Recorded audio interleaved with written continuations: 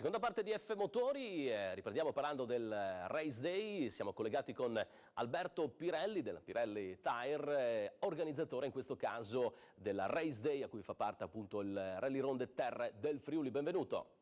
Grazie mille. Allora, un campionato che quest'anno si arricchisce di una prova in Friuli Venezia Giulia, Friuli che dà molto al mondo dei rally. È una grandissima tradizione il Friuli ed era un grosso peccato che mancasse la terra da qualche anno. Per cui grazie all'attività fatta da Giorgio Micheluti, dai suoi, abbiamo cercato di trovare un pezzo di gara tutta terra e abbiamo cercato di rinverdire una tradizione che era sicuramente della regione. Ecco, un campionato Race Day che continua a mantenere numeri importanti, ma soprattutto partecipanti con delle vetture molto spettacolari. Sì, i numeri sono buoni.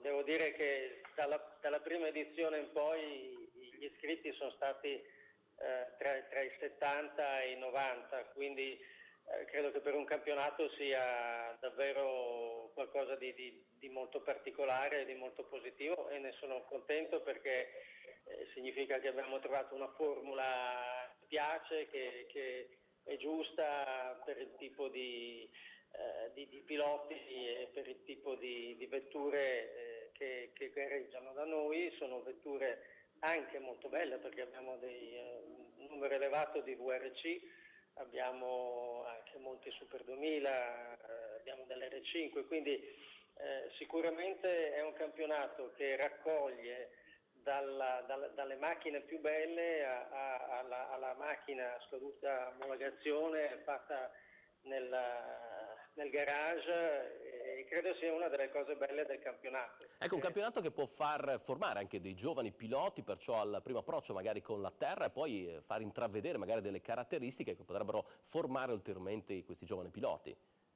Sì, noi abbiamo sicuramente cercato di favorire i piloti giovani. Bresolin ha fatto molta terra nel campionato nostro, Marchiorio ha fatto molta terra nel campionato nostro, diversi altri che hanno poi diciamo fatto bene anche in gare più complesse, più dure, anche internazionali, hanno gareggiato da noi e noi siamo molto contenti di questi. Quest'anno ne abbiamo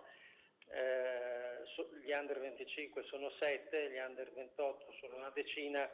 Credo che sia una cosa molto, molto positiva, anche perché il rally su terra purtroppo stava scomparendo, e quindi il fatto di non solo rilanciarlo ma di portare dei giovani a questa specialità straordinaria è una grande soddisfazione.